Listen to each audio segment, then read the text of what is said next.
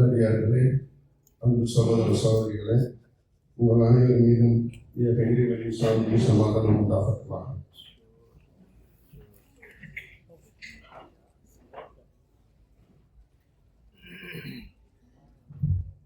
இந்த மாபெரும் மாநாட்டுக்கு வந்திருக்கும் உங்கள் அனைவருக்கும் எனது டிவிஎஸ் டைட்டில் குடும்பம் சார்பாக நன்றியினை தெரிவித்துக் கொள்கிறேன்.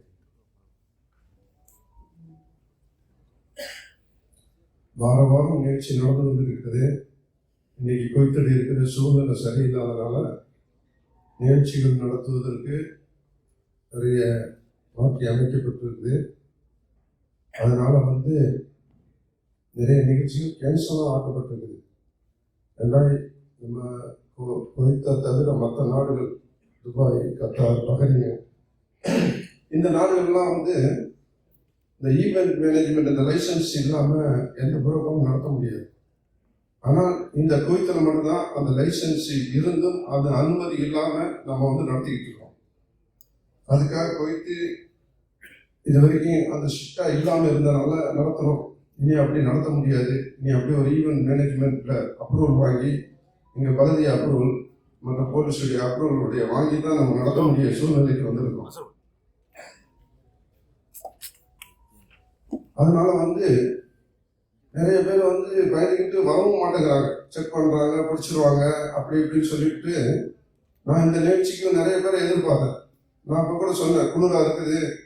நான் ஜெபுல்லா கான் சார்ட்ட சொன்னேன், குளிராக இருக்குது, எத்தனை சாப்பாடு வேணும்னு கேட்டேன். கண்டிப்பாக ஒரு 700 பேருக்கு மேலே வரும், நீங்கள் ஒரு 700 சாப்பாடாக கொண்டு வந்துருங்க. நான் இன்னைக்கு 700 சாப்பாடை கொண்டு வந்து வண்டியை கொண்டு பாட்டிருக்கேன். பார்த்துக்கிறேங்க, வேற ஒன்றும் கிடையாது. ஏனென்றால் குறைச்சி கொண்டுட்டு வந்துட்டா அதை உடனே பேராயிடுறாங்க. என்ன சொல்றாங்க, சாப்பாடு இல்லாமல் போச்சு, இந்த நிகழ்ச்சிக்கு போய் எங்களுக்கு சாப்பாடு தரல அப்படின்னு சொல்லிட்டு வெளியே சொல்ல கலந்துடுறாங்க. ஒரு தவறு, சின்ன தவறு நடந்தால் அது பெருசாக ஆக்கிடுறாங்க. சோறு மிஞ்சப்பட்டுச்சுன்னா அது அநியாயமாக தூக்கி கொட்ட வேண்டிய சூழ்நிலை இருக்குது. அதுக்கெல்லாம் காரணம் நீங்கள் தான். நான் சொல்றேன், ஒன்று, எல்லா நிகழ்ச்சி நடத்துகிறோம். தன்னுடைய இன்னைக்கு அத்தனை இயக்கமும் வந்திருக்கிறீங்க. எல்லா இயக்கமும் இதே எதிர்பார்ப்புல தான் இருந்துட்டு இந்த நிகழ்ச்சியை நடத்திக்கிட்டு இருக்கிறோம். தனது நிகழ்ச்சிக்கு வரலைன்னு சொல்லிட்டு எதிர்பார்த்துட்டு இருக்கிறோம். ஆனால் அடுத்தவங்க நிகழ்ச்சிக்கு நம்ம போறது ரொம்ப கஷ்டமா இருக்குது. அதை நான் பார்க்குறேன், கண்கூட பார்க்குறேன். 5:30 மணிக்குன்னு சொல்லிட்டு தலைவர் சொல்லிட்டாரு, தலைவர் கட்டுப்படணும். 5:30 மணிக்கு போயிட்டா அடுத்தது 9 மணிக்குள்ள குளிர் காலமா இருக்குது, எல்லாரும் நாளைக்கு வேலைக்கு போகணும்.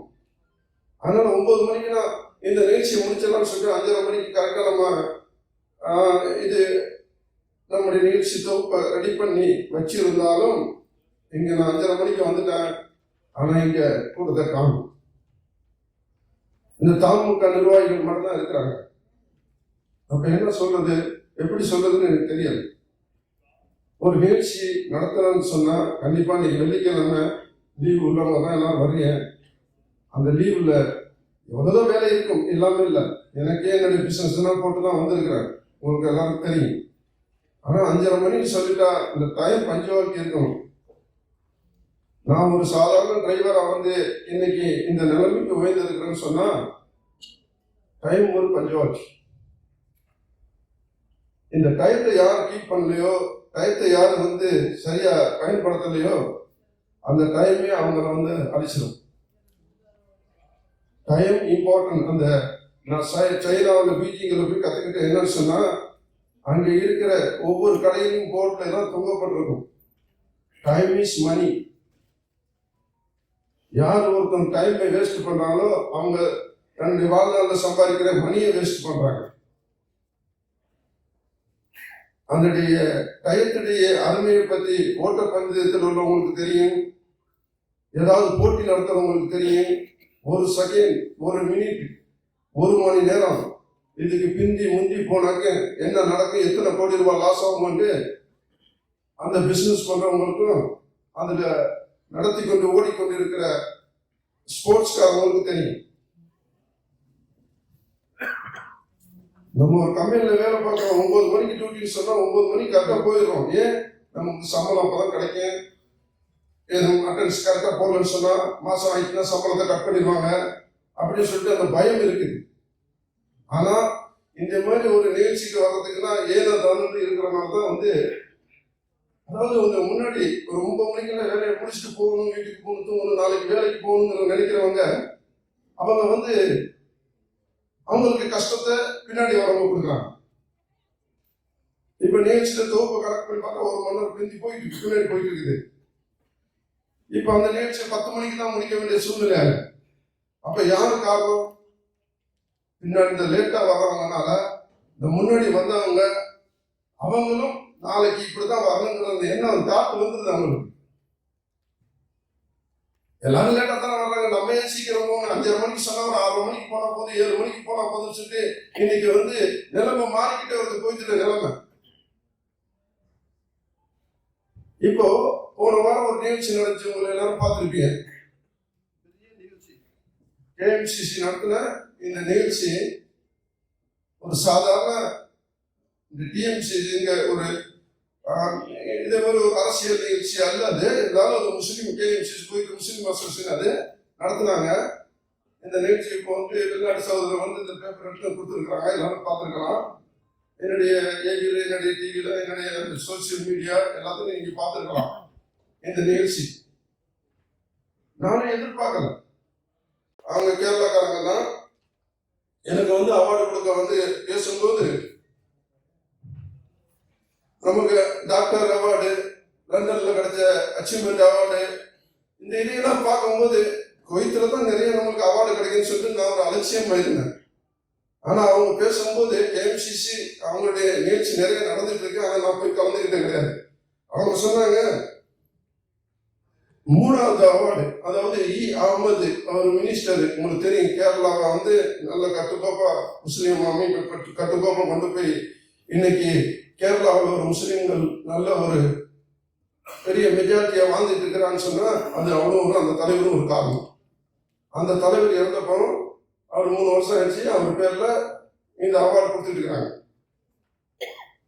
அவரை கூட நான் ஒரு எஜிப்து அதாவது முஸ்லீம் மாநாடு, முஸ்லீம் லீக் மாநாட்டில் நானும் கலந்துக்கிட்டேன். அந்த மனுஷன் பேச்சு கேட்டுக்கிறேன், நல்ல மனுஷன், நல்ல ஒரு அரசியல்வாதி, நம்ம ஜவஹர்லால் சார் மாதிரி.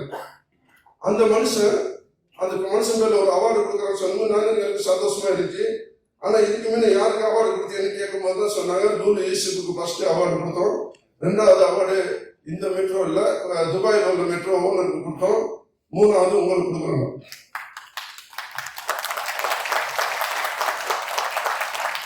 அந்த 2 பேரும் பெரிய பெரிய பிசினஸ் மேனு, பெரிய எனக்கு அவங்களுக்கு எங்கேயும் மலையில் பார்த்தா எட்டாது. அப்படிப்பட்ட அந்த 2 பேருக்கு கொடுக்கும்போது 3வது எனக்கு கொடுத்தாங்க. நான் கேட்டேன் அவங்கள்ட்ட, அந்த 2 பேரும் மலையாளி, நான் ஒரு தமிழன், KMCC ஒரு மலையாள அமைப்பு, அவங்களுடைய அமைப்புல நீங்க மலையாளிக்கு 2 பேர் கொடுத்த சந்தோஷம், ஆனா எனக்கு கொடுத்ததுக்கு காரணம் எனக்கு ஒன்றும் புரியல, என்ன தேடி வந்திருக்கிறதுக்கு காரணம் புரியல, எப்படி நீங்க என்ன தேர்ந்தெடுத்தீங்கன்னு கேட்கும்போது அவர் சொன்னாரு, இன்னைக்கு மலையாள அமைப்பா இருக்கட்டும், ஆந்திர அமைப்பா இருக்கட்டும், இன்னும் அதர் ஸ்டேட், எந்த ஸ்டேட்டா இருந்தாலும் நீங்க எந்த மக்களையும் தமிழன் சொல்லி பார்க்காம அனைத்து மக்களையும் அரவணைச்சு எல்லாமே செஞ்சுக்கிட்டு இருக்கிறீங்க. இதுதான் உங்களுடைய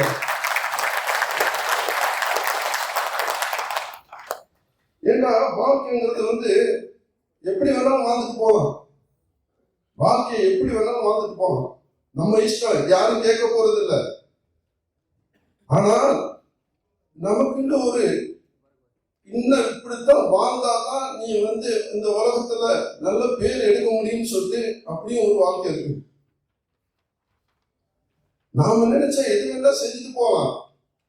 ஆனால் ஒரு ஒரு இறப்புன்னு ஒண்ணு வச்சுக்கலாம், அது எல்லாருக்கும் தெரியும். அந்த இறப்பு மட்டும் ஒண்ணு இல்லைன்னு சொன்னா இன்னைக்கு இந்த உலகம் பல மோசமான நிலைமைக்கு போயிட்டு இருக்கும். அப்படி இருந்து இன்னைக்கு நிலைமை அப்படிதான் போயிட்டு இருக்குது. இன்னைக்கு நீங்க பார்க்கலாம், இன்னைக்கு உத்தரப்பிரதேசத்துல நடந்த அந்த கொலைகளையும் எல்லாம் நம்ம சகோதரர் சொல்லி காட்டினாங்க. இதுக்கெல்லாம் காரணம் என்னன்னு சொன்னா கடவுள் பயங்கிறது என்னன்னே தெரியாது. கடவுள் பயம் இல்லாத ஒரே காரணம் தான். இன்னமும் தெரியல, நாங்க முஸ்லீமா பிறந்துட்டோம், நாங்க இஸ்லாத்துல பிறந்துட்டோம், அல்லாஹ் சொல்றான், அந்த குர்ஆனை கொடுத்துட்டு இதன்படி நடந்து சொல்றான். அலிஃப் லாம் மீம் தாலிகல் கிதாபு லா ரைப ஃபீஹி ஹுதல் லில் முத்தகீன். அழகான அந்த அல்-பஹரால ஃபர்ஸ்ட் சூரால தலையில அடிச்ச மாதிரி சொல்றான், நீ மனுஷனா பிறந்தா முத்தகீனா இரு, நல்ல ஒரு மனுஷனா வாழு. அந்த நல்ல ஒரு மனுஷனா வாழ்றதுக்கு இந்த குர்ஆன்ல இருக்கிற இந்த விதியை கடைப்பிடி. எந்த மனுஷனுக்கு நீ துரோகம் பண்ணாத, எந்த மனுஷனையும் நீ கொலை பண்ணாத, எந்த மனுஷனையும் நீ அவனுக்கு உதவி செய்யாம உன்னிட்ட மட்டும் நீ சுயநலமா நீ வச்சு சாப்பிட்டு நீனே எல்லாத்தையும் செஞ்சுக்கிட்டு இருந்தீன்னு சொன்னா, ஆனால் இந்த உலகத்துல நீ வேண்டா ஜெயிச்ச மாதிரி இருக்கலாம், உன் குடும்பத்தை நீ நல்லா காப்பாத்துற மாதிரி இருந்திருக்கலாம். ஆனா உன் பக்கத்து வீட்டுல உள்ளவன் சரியான சாப்பாடு இல்லாம அவன் கஷ்டப்பட்டு இருந்தான்னு சொன்னா, அவனை நீ பார்த்துக்கிட்டு நீ கையும் சோறு நம்ம வீட்டுல உட்காந்துட்டு இருந்தீங்கன்னு சொன்னா, இந்த குர்ஆன் அடிக்குது. அப்பதான் முதலில் முத்தகீன்ங்கிற அந்த வார்த்தையை தூக்கி எரிஞ்சிருந்தீங்க. முத்தகீன் அல்ல, மோசமான ஒரு என்ன சொல்ற முனாஃபிக்கு சேர்ந்தவன் சொல்லு. அல்லதீன பில் கைபி வ யகீமுன ஸலாத்த வ மிம்மா ரஸக்னாஹு யுன்ஃபிகூன். அழகான வார்த்தை, ஒரு 7 வசனம் வந்துகிட்டே இருக்குது. இந்த 7 வசனத்தை படிச்சு பார்த்தா வேற ஒண்ணுமே வேண்டாம். அதாவது கிணத்துல தண்ணி, அதாவது ஒரு நம்ம ஊற்று வெட்டும் போது கிணத்துல தண்ணி எப்படி ஊறிக்கிட்டே இருக்குதோ, அதே மாதிரி நம்முடைய வாழ்க்கையில எதையாவது படிச்சுக்கிட்டே இருக்கணும். நிறைய பேர் நம்முடைய டயத்தை நான் சொன்ன மாதிரி வேஸ்ட் பண்ணிட்டு இருக்கிறாங்க. இன்னை வரைக்கும் நான் படிச்சுக்கிட்டே இருக்கிறேன். அவ்வளவு அறிவான விஷயங்கள் எனக்கு வந்துகிட்டே இருக்குது. சொன்னாப்புல இப்ப கமர்தி என்ன சொன்னாப்புல, நான் ஒரு காலத்துல பேச முடியாம இருந்த மைக்கு இன்னைக்கு பேசக்கூடிய அளவுக்கு நீங்க எல்லாம் என்னுடைய பேச்சை கவனிச்சு கேட்கறீங்க, எவ்வளவு அமைதியா இருந்து கேட்கறீங்கன்னு சொன்னா, நான் நல்ல விஷயம் 4 விஷயம் படிச்சேன்னு சொன்னா அதை உங்களுக்கு எத்தி வைக்கதான் நான் இந்த மேடையில இவ்வளவு பணத்தை செலவு பண்ணி உங்களை கூப்பிட்டு உட்கார வச்சு நான் என்னுடைய அறிவை உங்களுக்கு நேரடியாக சொல்லிக்கிட்டு இருக்கேன். ஏன்னா நீங்க படிக்கிறீங்களோ என்னமோ தெரியல, என்றால் நபிகள் நாயகம் சொல்லியிருக்காங்க, ஒரு விஷயம் ஒரு நல்ல விஷயத்த நீ சைனாவுல போய் கத்துக்கிட்டாலும் சரி, இல்லாட்டி சிங்கத்துடைய நெத்தியில இருந்தா கூட அதை நீ கஷ்டப்பட்டு எடுத்திருந்தா கூட, ஆகா இவ்வளவு கஷ்டப்பட்டு எடுத்துட்டு அவ்வளவு தூரம் சைனாவுல போய் 10,000 கிலோமீட்டர் தூரத்துல போய் நம்ம எடுத்துட்டு வந்தா நமக்கு மட்டும்தான் சொல்லி நீ நினைச்சீன்னு சொன்னா, நீ வாழ்க்கையில தோத்துதான், நீ வாழ்க்கையில ஜெயிக்க முடியாது. எவ்வளவு கஷ்டப்பட்டு நீ அது கத்துக்கிட்டியோ அதை மற்றவங்களுக்கு எத்தி வை. நீ ஒரு நல்ல விஷயத்தை நீ தொழில் பண்ணிருக்கலாம், நிறைய தொழில் பண்ணிருக்கலாம். நான் கற்ற தொழில் என்னோட இருக்கணும் எவனுக்கு கற்றுக் கொடுக்க கூடாதுன்னு நினைச்சீன்னு சொன்னா நீ ஜெயிச்சது அது அர்த்தமே இல்லாம போயிடும். நீ ஜெயிச்சு வச்சுக்கிற காசு, வாங்கிருக்கிறது தங்கம், நகை, வீடு, பணம், காரு எல்லாமே இந்த உலகத்தோட விட்டுட்டு போக வேண்டிய கட்டாயத்துல நம்ம இருக்கிறோம். யாரா இருந்தாலும் சரி, நம்முடைய வாழ்க்கையில எல்லாத்தையும் இழந்துட்டு நம்ம வெறும் வெள்ள துணியோட தான் போய் சேர வேண்டிய காலகட்டத்தில் கண்டிப்பா இருக்கிறோம். எல்லாருக்குமே சாவு இருக்குது, எல்லாருக்குமே மூத்து இருக்குது, எல்லாரும் போய்கிட்டு இருக்கிறோம். அந்த வரிசையில நம்ம பின்னாடி இருந்துகிட்டு இருக்கிறோம். ஏன் நான் சொல்றேன்னு சொன்னா, இன்னைக்கு நீங்க பார்க்கலாம், நம்ம நாட்டில் நடக்கிற அநியாயத்தை பார்க்கும்போது ரொம்ப வருத்தமா இருக்குது. இப்போ ஒரு சகோதரர் சொன்னாங்க, ஒரு திட்டம் போட்டு ஜெயிக்கிறாங்க ஒரு கூட்டம், ஆனா அந்த திட்டத்துல நம்ம மாட்டிக்கிட்டு இன்னைக்கு அவதிப்பட்டுக்கிட்டு இருக்கோம். நமக்கு தேவையா? நம்ம இத்தனை வருஷம் கொஞ்சம் தயவு செய்து ஒரு 10 வருஷத்துக்கு மேல இருக்கிறவங்க எல்லாம் இந்த கோயத்துல இருக்க கொஞ்சம் கையை தூக்க பார்க்கலாம். ஒரு 10 வருஷத்துக்கு மேல உள்ளவங்க பாத்துக்கிறீங்க சார், இப்ப எவ்வளவு பேர் இருக்கிறாங்கன்னு சொல்லிட்டு. இந்த 10 வருஷத்துக்கு மேல உங்களை நான் கேட்கிறேன், உங்களுடைய கையில உங்களுடைய பேங்க்ல ஒரு 10 லட்சமாவது சேர்த்திருப்பீங்களா? எல்லாம் ஜீரோ. பாத்துக்கிறேன் சார், எல்லாம் ஜீரோ. ஏன் எங்களுக்கு இந்த நிலைமை என்ன? அதான் சொல்றேன்.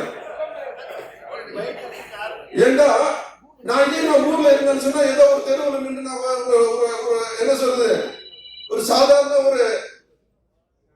தெருவில் நிற்பேன். அதுக்கு ஒரு இது இருக்க என்ன சொல்ற, அந்த பொறுப்பாளர் இருந்திருந்தா கூட அவன் 5 வருஷத்துல அவன் கண்டிப்பா ஒரு 10 லட்சம் ரூபாய் சேர்த்துட முடியும். ஒரு 5 வருஷத்துல நம்ம 10 வருஷத்துக்கு மேல இவ்வளவு கஷ்டப்பட்டு இந்த குளிர்லையும் வெயிலையும் கஷ்டப்பட்டு யாருக்குமே இல்ல ஒரு 10 லட்சம் ஒரு 10% கூட இல்லைன்னு சொன்னா நம்முடைய வாழ்க்கை எவ்வளவு மோசமா போயிட்டு இருக்கு பார்க்கலாம். ஏன் இப்படி இந்த நிலைமை நம்மளுக்கு? ஏன்னா நம்ம கடவுளுக்கு பயந்தவனா ஆயிட்டோம், வேற ஒண்ணும் கிடையாது. நம்ம நினைச்சா நம்மளும் ஒரு கத்தி எடுத்து 4 பேர் குத்தி சாப்பிட்டு நம்ம பணத்தை இது பண்ணிட்டு எது வேணா செய்ய முடியும். நமக்கு அந்த தைரியம் இல்லையா? அவன் தான் அந்த படத்தை மட்டும் அவன்கிட்ட நான் அவனுக்கு 4 கண்ணு 4 பேர் கிட்னி வச்சுட்டு அவன் பிறந்தான். நம்மளுக்கு அதே தான், அவனுக்கு அதான். அவன் 10 மாசம் பிறந்தான், நம்மளும் 10 மாசம் பிறந்தான். ஏன் நம்மளால செய்ய முடியாதா? செய்யக்கூடாது, வேற ஒண்ணும் கிடையாது. இறைவன் சொல்லிட்டா எந்த மனுஷனுக்கு நீ தீங்கு செய்யக்கூடாது. தீங்கு செய்தால் உனக்கு நரகம் அங்க வச்சிருக்காங்க. இந்த நரகம் சொர்க்கங்கிறத நம்ம முஸ்லிம்களோட இந்த குர்ஆன்ல சொன்ன ஒரே விஷயத்தினால, முஸ்லிம்களுக்காக குர்ஆன் இல்ல, நான் சொல்ற இந்த குர்ஆன்ல சொன்ன ஒரு விஷயத்துக்காக நம்ம அடங்கி போயிருக்கிறோம்.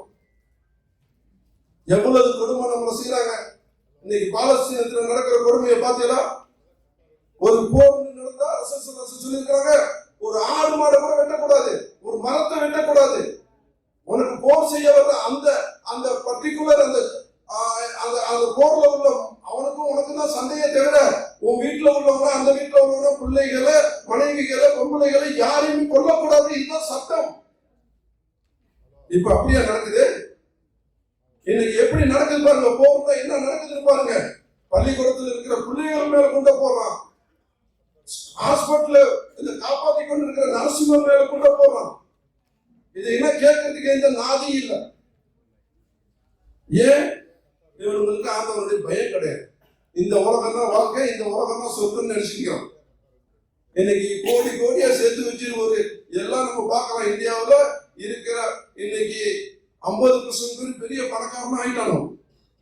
பாவம் நம்ம முஸ்லிம்களா பிறந்தவங்க இந்த ஒரு சீட்டுக்கு, ஒரு எம்எல்ஏ சீட்டுக்கு, 3 எம்எல்ஏ சீட்டு, ஒரு எம்பிக்கா உட்காந்துட்டு நம்ம கையெழுத்து வெக்கமா இருக்கு. நேற்று வந்தவன 10 சீட்டு 20 சீட்டு வாங்கிட்டு போறான். நம்மளால ஏன் முடியல? என்ன காரணம்? கட்டு போறோம். ரசூல் ஸல்லல்லாஹு அலைஹி வஸல்லம் அந்த கட்டுப்பாடுக்காக யாரையும் அடிக்க முடியல, யாரையும் மிதிக்க முடியல, யாரையும் விரட்ட முடியல. காசு இல்ல, நம்ம எம்எல்ஏ எம்பியை வாங்கி நம்மளும் ஒரு மினிஸ்டரை போறதுக்கு முடியல. தப்பான வழியில போறவன் தான் இன்னைக்கு நாட்டு ஆளக்கூடிய வாய்ப்பு கிடைக்குது. நம்ம எல்லாம் இன்னைக்கு வேதனையும் வெக்கமா பட்டுக்கிட்டே இன்னைக்கு நம்ம ஒரு இன்னைக்கு இஸ்லாமியர்கள் தான் இந்த அரபு நாட்டுகள் இவ்வளவு பேர் கூடுதலா இருக்கிறோம். இன்னைக்கு ஏன் ஓட்டு எல்லாம் எல்லா நாடுகளும் இந்த வெளிநாட்டுல இருக்கிறவங்களுக்கு ஓட்டு உரிமை கொடுக்குறாங்க. ஏன் இந்தியாவில் உள்ளவங்க மட்டும் நமக்கு ஓட்டு உரிமை கொடுக்க மாட்டோம்? சொல்லுங்க பார்க்கலாம். நம்முடைய ஓட்டு வந்துச்சுன்னா அங்க நிறைய பேர் எம்எல்ஏ இருக்க முடியாது. கண்டிப்பா வரப்போகுது, அடுத்த 5 வருஷத்துல வரப்போகுது, கண்டிப்பா வரும். அப்போ நிலைமை மாறக்கூடிய சூழ்நிலை வரும். நம்முடைய ஜவஹர்லால் சார் மூலமா அவங்க எல்லாம் அதே மாதிரி இறங்கி செய்யணும், இறங்கணும். அவங்க முடியலையா விட்டுட்டு மகாராஜா மாதிரி ஒரு துடிப்பான இளைஞர்களை கையில கொடுங்க, கண்டிப்பா அவர் செய்வார். எனக்கு நம்பிக்கை இருக்கு. மகாராஜா மாதிரி அண்ணனு பாசாவும் சொல்ற இந்த தாமுக்காக பட்ட கஷ்டம் கொஞ்சம் நெஞ்சம் இல்லை. இன்னைக்கு 20 வருஷமா கஷ்டப்பட்டு இருக்கிறாங்க. அவங்களுக்கு இன்னைக்கு பணம் அவ்வளவு இருந்த பணம் இன்னைக்கு எல்லாத்தையும் இந்த கட்சிக்காக அழிச்சுட்டு ஒண்ணும் இல்லாம உட்கார்ந்து இருக்கிறாங்க. அவங்க மட்டும் இல்ல, இன்னைக்கு இருக்கிற இந்த சகோதரர்கள் இன்னைக்கு வெள்ளசத்தில் போட்டு இந்த குரூப்பா வந்தா எல்லாரும் சொல்றேன், யாருக்கும் 1 லட்சம் ரூபாய் பேங்க்ல கிடையாது. வெக்கமா இருக்குது, மனசு வேதனையா இருக்குது. ஏன்? நம்ம இஸ்லாத்துக்காக, இந்த கட்சிக்காக, இந்த உலகத்துக்காக நம்ம சம்பாதிக்கிற காசு எல்லாம் நம்ம நல்லதை செஞ்சுக்கிட்டு நல்லதா நடக்கணும், நம்ம மக்கள் நல்லா இருக்குன்னு சொல்லிட்டு நம்ம மக்கள் மட்டும் இல்ல, கிறிஸ்டின், இந்து இவங்களை நம்ம கூட இருக்கிற அவ்வளவு பேரையும் சமாளிச்சு அவங்க கூட இருந்து நல்லது செஞ்சுக்கிட்டு இருக்கோம். எப்படி பேசுறது தெரியல, பேசுற கோபம் வருது எனக்கு. அவ்வளவு வேதனையான வாழ்க்கை நம்ம வாழ்ந்துகிட்டு இருக்கோம். இன்னைக்கு வெளிநாட்டுல இந்த குரூப்ல உட்காந்துக்கிட்டு நம்ம ஒவ்வொரு பேருக்கு எவ்வளவு கஷ்டப்படுறோம். இந்த டிரைவரா வண்டி டிரைவரா இருக்கிறவங்க தெரியும். காலையில இந்த வண்டியை கழுவும் போது அவன் கை விரைக்கும், அவனுடைய உடம்பு எவ்வளவு வேதனைப்படும் சொல்லி இந்த மாதிரி ஆளுக்கு நான் கஷ்டப்பட்டு என்னுடைய அந்த சர்வீஸ் எக்ஸ்பீரியன்ஸ் எனக்கு இருக்குது. இன்னைக்கு பார்க்கலாம் சொல்லிட்டு நான் ஒரு ஹரியானாவில் ஒரு முக்கியமான ஒரு பெரிய சூப்பர் மார்க்கெட்ல அது ஒன்லி பெரிய பெரிய பணக்காரங்க மட்டும் தான் போக முடியும். ஃபர்ஸ்ட் போகும்போது ஏடிஎம் கார்டு செக் பண்ணுவாங்க எவ்வளவு அந்த பணம் இருக்குன்னு சொல்லிட்டு அவங்க மட்டும் தான் போக முடியும் உள்ள. அதுல போய் பார்த்தீங்கன்னா எல்லா அரசியல்வாதி பிள்ளைகள் தான் அதுக்குள்ள உள்ள வரும். சரி நம்மளும் போய் பார்ப்போம் என்ன இருக்குன்னு சொல்லி உள்ள போய் பார்த்தா ஒரு சாதாரண சட்டை இங்க ஒரு 2 தினார் வாங்குற சட்டை அங்க 20,000 ரூபாய் அந்த சட்டை. ஆச்சரியமா இருக்கு எனக்கு. என்னடா இது ஏகாது உள்ள போறோம்னா இதுக்குள்ள உள்ள போறவங்க அங்க வந்து ஒரு மரியாதை இருக்குது, அங்க ரெஸ்பெக்டோட தான் உள்ள அனுப்பணும். இங்க பெரிய பெரிய பணக்காரன் கூட தான் இந்த சூப்பர் மார்க்கெட்னு சொல்லி அப்ப போய் உள்ள போய் பார்த்தா சரி உள்ள போய் பார்த்தோம்னா எடுத்து பார்த்தோம்னா எல்லாமே நார்மல் துணிகள் தான், எல்லாமே எல்லா இடத்துலயும் விற்கிற துணிகள் தான். ஆனால் அந்த சூப்பர் மார்க்கெட்ல வந்துட்ட போற அந்த துணியுடைய மதிப்பு அதிகமாகுது. அதுக்குள்ள உள்ள வர்றவங்கன்னா எங்களுக்கு இந்த ஷாப்பிங் மார்க்கெட்ல போயிட்டு வந்து சொல்லி ஒரு பெருமைத்தனம் இருக்குது. அதுல போய் வாங்கிட்டு வந்தா துணி வாங்கிட்டு வந்தா அதை காட்டினாக்க அந்த சிலிப்பை காட்டினாக்க அவங்களுக்கு ஒரு ரெஸ்பெக்ட் கிடைக்கும். சர்வசாதாரணமா அவருக்கு பேக் எடுத்துக்கிட்டு அள்ளி போட்டுட்டு காசு என்ன பார்க்க மாட்டோம் அள்ளி போட்டுட்டு போய் அந்த காலை கொடுத்து இழுத்து விட்டுட்டு போயிட்டு இருக்கிறாங்க. நான் பார்த்தேன் இதுல விலை என்ன இவ்வளவு அதிகமா இருக்கு வேணான்னு சொல்லி திரும்பி வந்தா அங்க இடையில நிப்பாட்டி நீ ஒண்ணு வாங்காம ஏன் திரும்பி வர்ற, ஏன் நீ ஏதாவது எடுத்துதான் போகணுங்கிறான். அப்போ என்ன நிலைமையில நம்ம வாழ்ந்துட்டு இருக்கிறோம் பாருங்க. நம்மளால இவ்வளவு கஷ்டத்துல இந்த உலகத்துல இப்படி எல்லாம் கஷ்டப்படுறதுக்கு காரணம் என்னன்னு சொன்னா நம்ம வந்து நல்ல மனிதனாக ஆயிட்டோம். இன்னைக்கு இந்த உலகத்தை பொறுத்த வரைக்கும் இன்ஷா அல்லாஹ் ஏழைகள்லாம் ஈஸியா சொர்க்கம் போயிடுவாங்க. அது கண்டிப்பா ரசூல் ஸல்லல்லாஹு அலைஹி சொல்லியிருக்காங்க. ஏழைகளுக்கு எந்த கேள்வி கணக்கு கிடையாது. பணம் வந்துருச்சுன்னா அவனுக்கு அந்த பணத்தை ஒழிக்கிறதுக்கு, அந்த பணத்தை ஏமாத்துறதுக்கு, அந்த பணத்துக்கு டாக்ஸி கட்டாம அந்த பணத்தை கவர்மெண்ட் வந்து என்னென்ன வேலையெல்லாம் தத்துவம் பண்ணிட்டு இருக்கான்னு உங்களுக்கு எல்லாருக்கும் தெரியும். அந்த இது ஏழைகள் கிடையாது. இந்த பணத்தை வச்சு நிறைய பேர் உள்ள போயிட்டு இருக்கிறான். காரணம் என்னன்னு சொன்னா நிறைய தப்பு பண்ணி தான் ஆகணும். பணத்தை எந்த அளவுக்கு தப்பா சேர்த்தானோ அவன் தப்புக்கு மேல தப்பு பண்ணிக்கிட்டே இருக்கணும். ஆனால் பணம் இல்லாம இந்த வாழ்க்கை கிடையாது. பணம் ரொம்ப முக்கியம் தான். ஆனா அந்த பணத்தை வந்து சேர்க்கிறது வந்து ஈஸி அல்ல. நம்ம இந்த உழைக்கிறோம் 12 மணி நேரம் 10 மணி நேரம் உழைச்சிட்டு கிடைக்கிற 200 தினார் 300 தினார் கரெக்டா இருக்கு வீட்டுக்கு செலவுக்கு. பேங்க்ல 1 ரூபா சேர்க்க முடியல. பேங்க்ல 1 ரூபா சேர்க்க முடியலன்னு காரணம் என்ன? இன்னைக்கு நிலைமை அப்படி போயிடுச்சு. இன்னைக்கு விலைவாசி அதிகமாயிடுச்சு. இன்னைக்கு நீங்க பார்க்கலாம் இந்த ஐபோன்னா இந்த 16 இப்போ வந்துருச்சு. இதெல்லாம் யார் கையில இருக்குது? இந்த ஐபோனுக்கு யாருக்கே ஒரு ஆள் கையில இருக்குதான்னு பார்த்தா இருக்காது. யார்கிட்ட இருக்குது நீங்க பார்க்கலாம். இன்னைக்கு இந்தியாவில் இருக்கிற ஒவ்வொரு அரசியல்வாதி கையிலையும் பாவம் ஜவாஹர் இருக்காரு நினைக்கிறேன். ஐபோன் அது சொல்றேன். சாதாரண ஒரு மெம்பரா இருக்கிற அவனுக்கு ஐபோன் இருக்குது. ஏன்னா ஐபோன் இருந்தா அவனுக்கு அங்க ஒரு பவர், ஒரு ஃபேமஸ், ஒரு என்ன சொல்ற ஒரு ரெஸ்பெக்ட் கிடைக்குதுங்க. என்னடா உன்னுடைய சம்பளம் 20,000 தான், எப்படி அந்த ஐபோன் வாங்கலாம்? அது சும்மா ஒரே சைன் போட்டு கொடுத்தா அதுக்கு ஐபோன் கொடுத்துட்டு போயிட்டேன். என்ன நேரம் பாருங்கப்பா. ஒரு சைன் ஒரு மெம்பர் ஆயிட்டாலும் ஒரு பிரசிடன்ட் ஆயிட்டாலும் அங்க ஒரு சைனுக்கு அவ்வளவு மரியாதை இருக்குது. ஆனா அது தப்பான சைன் போடுறோம்னா இது ஆண்டவனுக்கு பயப்படுறா. ஆண்டவன் எங்க பார்த்துக்கிறான். ஆண்டவன் பார்த்தா ஏன் இந்த மாதிரி இருக்கிற இந்த நிலைமை. அதனாலதான் நாங்க அரசியலுக்கே வந்தாங்க. அதனால வந்து இன்னைக்கு பார்த்தீங்கன்னு சொன்னா சினிமாக்காரன்ட்டையும் அரசியல்வாதிகள் தான் பணம் இன்னைக்கு ரொம்ப அதிகமா பெறுது. இந்த நடுத்தர வகையெல்லாம் நம்ம எல்லாம் ரொம்ப கஷ்டப்படுறதுக்கு காரணம் இறைவனுடைய பயம்.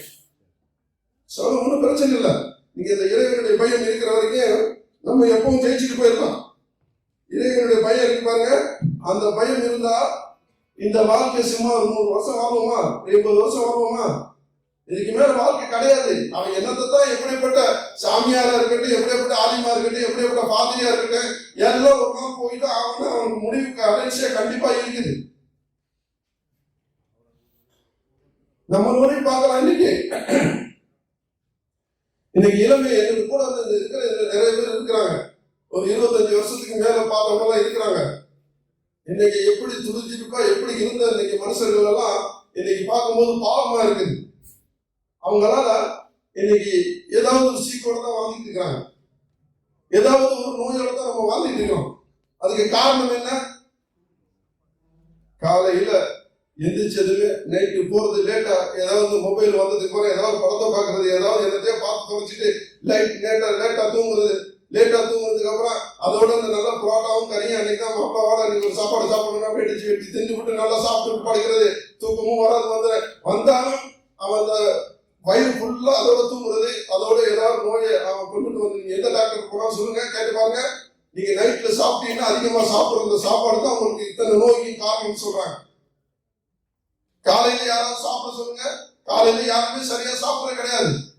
எப்ப வேலைக்கு போகும்போது சரியான சாப்பாடு சாப்பிடணுமோ அந்த சாப்பாடை வந்து மத்தியானத்துக்கு அந்த மத்தியானம் காலை மத்தியானம் இந்த 2 வேலைக்கு சாப்பிடுறது நமக்கு உடம்புக்கு நல்லது.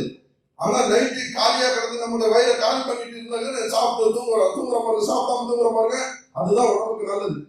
ஆனா நம்முடைய வாழ்க்கை இன்னைக்கு வாழ்ந்து ஓடிக்கிட்டு இருக்கிறது நைட்ல தான் சாப்பிடுறோம். அது புரோட்டா வெள்ளை மைதா நம்ம திங்கக்கூடாதுன்னு சொல்றோம். அந்த மைதா தான் இன்னைக்கு நம்ம சாப்பாடாவே இருந்துட்டு இருக்கு. அந்த டேஸ்ட் நம்மளுக்கு விட மாட்டேங்குது. இன்னைக்கு நீங்க பார்க்கலாம், ஜங்க் ஃபுட்ல எல்லாத்துலயுமே இந்த மைதா தான், அந்த வெள்ளை ஐட்டங்களை வெள்ளை விஷத்தை சேர்க்கறதுனால தான் அந்த டேஸ்ட் கிடைக்குது. அதோட அஜினமோட்டோ போட்டு கரெக்டானா ஹோட்டல்ல போய் சாப்பிட்டு இருக்கிற வேற வழி இல்லை. நம்ம எல்லாம் பேச்சுலாம் போயிட்டோம், ஃபேமிலியா வாழ முடியல, நம்ம போற நேரத்துக்கு சமைக்க முடியல, நேரம் சரி ஏதோ ஹோட்டல்ல சாப்பிட்டு போறோம். அந்த ஹோட்டல்ல எவ்வளவு தப்பு நடக்குது தெரியுமா? இன்னைக்கு எத்தனை பழத்தையும் மூடி போட்டு வச்சிருக்காங்க, எல்லாம் செக் பண்ணி பார்த்தா எக்ஸ்பைரி டேட். அதனால நான் சொல்றேன், நம்முடைய வாழ்க்கையை அதாவது நம்ம இங்க வந்துட்டோம், நம்மளை நம்பி கொண்டாட்டி பிள்ளைகள் நம்மளை அனுப்பி வைக்கிறாங்க. அவங்களுக்கு நீங்க அவானியமா அந்த உடம்பை எப்படி நீங்க நல்ல உடம்பா நீங்க அங்கேயிருந்து ஒரு மெடிக்கல் போட்டு வந்தீங்களோ அதே மாதிரி அந்த உடம்பை நீங்க மெடிக்கல் எப்படி நீங்க நல்லா ஃபுல்லா கரெக்டா 100% பியூரா இல்லைன்னாலும் ஒரு 90% பியூரா ஊருக்கு போய் சேருங்க. ஏன்னா அதான் தேவை. இதுதான் நம்பிக்கை சொல்றாங்க. உங்க உடம்பு ஒரு அமானிதம். அதை இறைவன் கொடுத்த வரைக்கும் அந்த உடம்பை எப்படி நீ காப்பாத்துறியோ, அதுல நீ சிகரெட்டோ ஒரு சாராயத்தோ இல்லை ஒரு கஞ்சாவை எதோ சாப்பிட்டு உடம்பை வீணாக்குறீங்கன்னு சொன்னா அதுக்கு நீ தான் காரணம். எதை சாப்பிடக்கூடாதுன்னு இறைவன் சொன்னாலும் அதை நம்ம சாப்பிடக்கூடாது. எதை ஹலால் எதை சாப்பிடணும்னு சொல்றோமோ அதை தான் நம்ம சாப்பிடணும். இன்னைக்கு ஹலாலுங்கிறவங்க திங்கக்கூடாதுன்னு சொல்லி அதை வேற தலை பண்ணிட்டு நம்மளை வாழ விட மாட்டேங்கிறாங்க. நினைக்கும் ரொம்ப வருத்தமா இருக்குது. நான் சாப்பிடுறேன், எனக்கு இஷ்டம்டா, நான் அதோ பேர்ல சொல்லி விட்டுட்டு சாப்பிடுறேன், இதே உங்களுக்கு என்ன பிரச்சனை இருக்கு?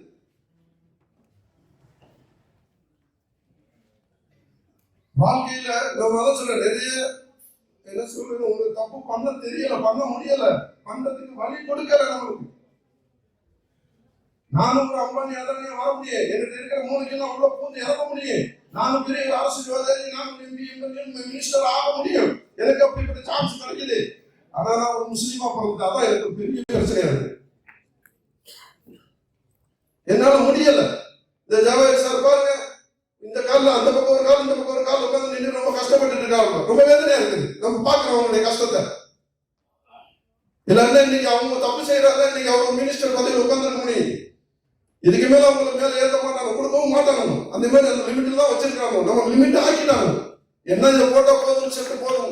அன்னையிலிருந்து இன்ன வரைக்கும் முஸ்லீம் லீக் எப்படி கொண்டுட்டு வந்தாங்களோ அதே மாதிரி நீங்க தாமுக அந்த நிலைமைகள் இருக்குது. நான் இந்த துண்டை போட்டேன்னு தாமுக கிடையாது, நான் இந்த கட்சி எந்த கட்சியிலும் கிடையாது. நான் பொதுவான மனுஷன் தான். எல்லா கட்சிக்கும் உதவி செய்யறது தாமுக அதிகமா செஞ்சிருக்கிறேன். ஏன்னா எனக்கு பிடிக்கும் இந்த கட்சி. ஆனால் இந்த ஜெயின்லாப்தி பாலாப்பணம் செஞ்ச அநியாயனால இன்னைக்கு நம்மளுக்கு எல்லாம் இந்த கஷ்டத்துல இருக்கு. அவனை நம்பி நம்ம இறங்கணும், முஸ்லீம் லீக் ஏற்றுட்டு இறங்கணும். இந்த மினிட் புக்ல தெரியாம நான் சைன் போட்டேன். அந்த சைன்ல அரசியல்வாதி ஆகக்கூடாதுன்னு சொன்ன ஒரே காரணத்தினால, அந்த அரசியல்வாதி ஆகாத ஒரே காரணம் இன்னைக்கு நம்ம எல்லாம் கஷ்டப்படும். அன்னைக்கு அந்த மினிட் புக்ல அரசியல்வாதி வர காலத்துல அரசியல்வாதிகள் அரசியல் இறங்கலாம் சொல்லி இருந்தா இந்த தாமுக தனியா வந்திருக்காது, இந்த பிஜேபி மீறா போயிருக்க மாட்டான். இன்னைக்கு கட்சியில ஒரு இன்னைக்கு கேரளாவுடைய நிலைமை எப்படி இருக்கு, அதே சூழ்நிலை இன்னைக்கு தமிழ்நாட்டுக்கு நம்ம வந்திருக்கோம். வேதனையா இருக்குங்க, வேதனையா இருக்கு. அவன் செஞ்ச நம்மளுக்கு இந்த சிற்கையெல்லாம் பார்த்துட்டு சந்தோஷப்பட்டோம். நல்ல மனுஷனா இருக்கிறானே, சிற்குள்ள உள்ள போதுறான், சிற்குள்ள நம்ம இதெல்லாம் காப்பாத்திட்டான்னு சொல்லிட்டு நம்ம நினைக்கும் போது எல்லாத்துக்கும் நல்லதா இருக்கும்னு நினைச்சோம். ஆனா கால சூழ்நிலை சரியில்லை. அதுக்காக தான் இந்த தாமுக பிரிஞ்சு வெளியாகிறது. இன்னைக்கு தாமுக ஒரு பெரிய படம் இருக்கு, எல்லாம் இருக்கு, எல்லா நாட்டிலையும் இருக்குது, உண்மைதான். ஆனால் உள்ள வர முடியல. அன்னைக்கு 1925 அவங்க போட்ட சட்டம், இன்னைக்கு மயிலன்னா சொன்னாப்ல, அந்த என்ன சொல்ற பிஜேபி குரூப்பை போட்டு 1925 இருந்து 2025 100 வருஷத்துல இந்த நாட்டை நான் ஆண்டு காட்டணும்னு சொன்னான். ஜெயிச்சுட்டான். அடுத்த வருஷம் எப்படி சொல்ல வேண்டியது, அதுக்கு முன்னே எல்லாத்தையும் கையில பிடிச்சு கொண்டுட்டு வந்துட்டான்னு சொன்னா அவனுடைய திட்டம் அப்படி இருக்கு. நம்மளும் தான் போட்ட திட்டம். 800 வருஷம் ஆண்டா இஸ்லாமியர்கள், 800 வருஷம் ஆண்டா, எத்தனையோ மன்னர்கள் ஆண்டா. அந்த மன்னர்கள்ல எங்க போயிட்டான்னு தெரியல. இந்த மாதிரி ஒரு நல்லவங்க இருந்ததுனால தான் இன்னைக்கு அந்த 800 வருஷம் ஆண்டா அந்த இஸ்லாமியர்களுடைய கையில ஒரு சரியான ஒரு ஸ்டேட்டை பிடிச்சிட்டு இருக்க முடியல.